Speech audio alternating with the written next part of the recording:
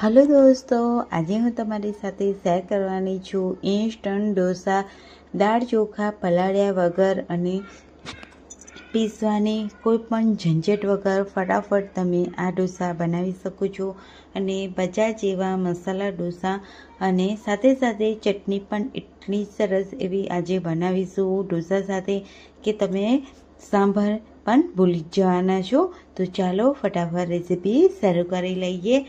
તો અહીંયા આપણે બનાવવાના છીએ કાચા બટેટામાંથી ઢોસા। તો મેં અહીંયા એક મીડિયમ સાઇઝનું બટેટું લઈ લીધેલું છે, તેને આપણે છાલ ઉતારી અને એકદમ સરસ રીતે ધોઈ લીધેલું છે। તેને આપણે એકદમ ઝીણા ઝીણા પીસીસમાં કટ કરી લઈશું। તો મેં અહીંયા સરસ એવા કટ કરી લીધેલા છે। હવે આપણે અહીંયા એક મિક્સર જાર લઈ લઈશું અને તેમાં આપણે બટેટા એડ કરી દઈશું। ત્યારબાદ તેમાં એડ કરીશું એક આદુનો ટુકડો, 2 તીખા મરચાં, લસણની કળીઓ। જો લસણ ખાતા હોય તો એડ કરવાનું, નહીં તો સ્કીપ પણ કરી શકો છો।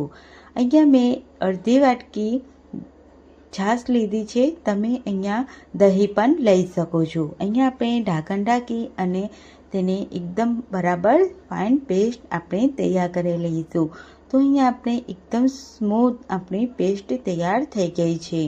હવે આપણે એક બાઉલ લઈ લઈશું, તેમાં આપણે એડ કરીશું એક મોટી વાટકી કપ ભરીને ઘઉંનો લોટ, અડધી વાટકી આપણે લઈશું સૂજીનો લોટ। અહીંયા મેં નોર્મલ જે સૂજી હોય છે તે લીધેલી છે, તમે નાની મોટી લઈ શકો છો। ત્યારબાદ આપણે એડ કરીશું 1/4 કપ ચણાનો લોટ। આપણે બજાર જેવા ક્રિસ્પી અને એકદમ સરસ એવો કલર આવે તેના માટે અહીંયા આપણે 1/4 કપ આપણે ચણાનો લોટ લીધો છે। આપણે બરાબર લોટને મિક્સ કરી લઈશું એક વખત અને પછી આપણે કાચા બટેટાની જે પ્યુરી બનાવીને તૈયાર કરી હતી તે એડ કરી દઈશું। બરાબર આપણે પ્યુરી સાથે મિક્સ કરીશું અને થોડું પાણી એડ કરીશું। પહેલાં આપણે પાણી નથી એડ કરવાનું, પણ ત્યારબાદ જ એડ કરવાનું છે। તો અહીંયા મારે થોડું પાણી વધારે જરૂર પડી તો મેં અહીંયા થોડું પાણી એડ કર્યું છે। તો અહીંયા આપણે 1/4 કપ જેટલું પાણીની જરૂર પડી છે। બરાબર મિક્સ કરી લઈશું। બેટર છે તે આપણું એકદમ ઠીક એવું તૈયાર થઈ ગયું છે। ત્યારબાદ હવે આપણે રેસ્ટ આપીશું બેટરને। તો અહીંયા મેં ઢાંકણ ઢાંકી અને 10 મિનિટ રેસ્ટ આપીશું। ત્યાં સુધી આપણે એક ચટણી બનાવી લઈએ।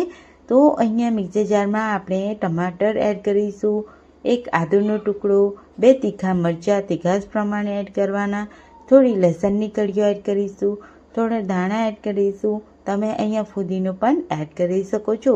અહીંયા આપણે નારિયેળની ચટણીનો સ્વાદ આવે એટલા માટે અહીંયા આપણે એડ કરેલું છે 3 ચમચી નારિયેળનું છીણું।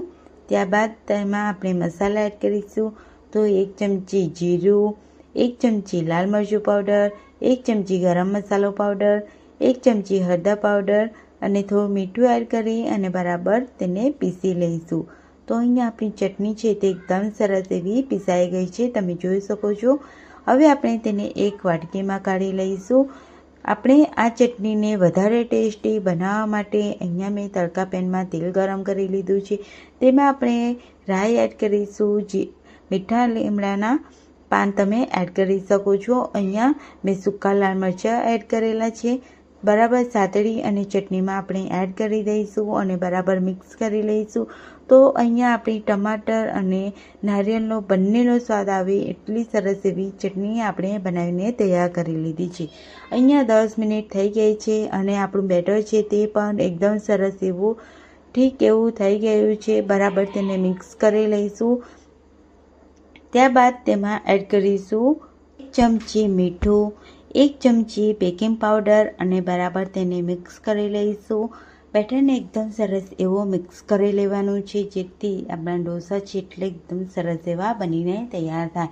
હવે આપણે ગેસ ઉપર તવો મૂકીશું ઢોસાનો અને તેમાં તેલ છાંટી દઈશું, બરાબર ગ્રીસ કરી લઈશું અને થોડું પાણી છાંટીશું અને કિચન ટોવેલથી અહીંયા મેં તવાને એકદમ સરસ રીતે સાફ કરી લીધો છે।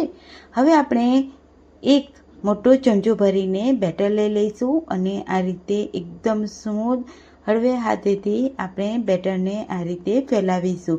તો તમે જોઈ શકો છો એકદમ સરસ એવો આપણો આ ઢોસો અહીંયા બનીને તૈયાર થયો.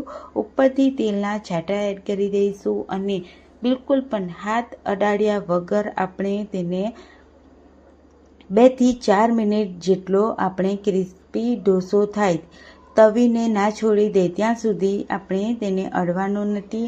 એકદમ સરસ એવો એક બાજુથી ગોલ્ડન બ્રાઉન થઈ જાય એટલે આપણે તેને ફેરવીશું. તો તમે જોઈ શકો છો અહીંયા મેં બિલકુલ પણ ટચ કર્યા વગર તવીને છોડ્યો ત્યારે જ અહીંયા મેં ઢોસોને હટાવ્યો છે. અહીંયા એકદમ સરસ એવો મેં રોલ વાળી લીધો છે, ગોલ્ડન બ્રાઉન થઈ ગયો છે, એકદમ સરસ એવો લાગી રહ્યો છે, એકદમ ક્રિસ્પી ઢોસો બનીને તૈયાર થયો છે.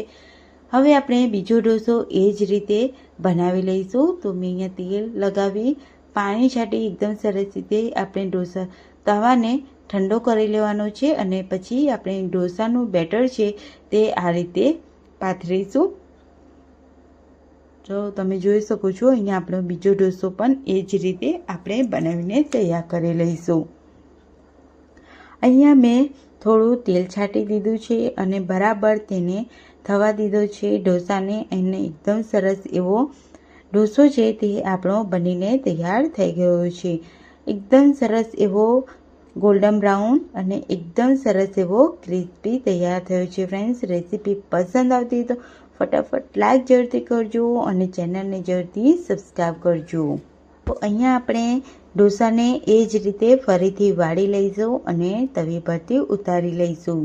તો સરસ એવા કાચા બટેટામાંથી આજે આપણે બનાવ્યા ઇન્સ્ટન્ટ ઢોસા અને ચટણી, નારિયેળની ચટણીનો સ્વાદ આવે એટલી સરસ એવી ચટણી પણ તૈયાર કરી. તો ફ્રેન્ડ્સ, કેવા લાગે છે આજના આ ઢોસા? એકદમ ઇન્સ્ટન્ટ. તમે બજારના ઢોસા પણ ભૂલી જ જવાના છો જો તમે આ રીતે તમે એક વખત ઢોસા બનાવી લેતા. તો ફટાફટ તમે 10 મિનિટમાં આ ઢોસા તમે તૈયાર કરી શકો છો.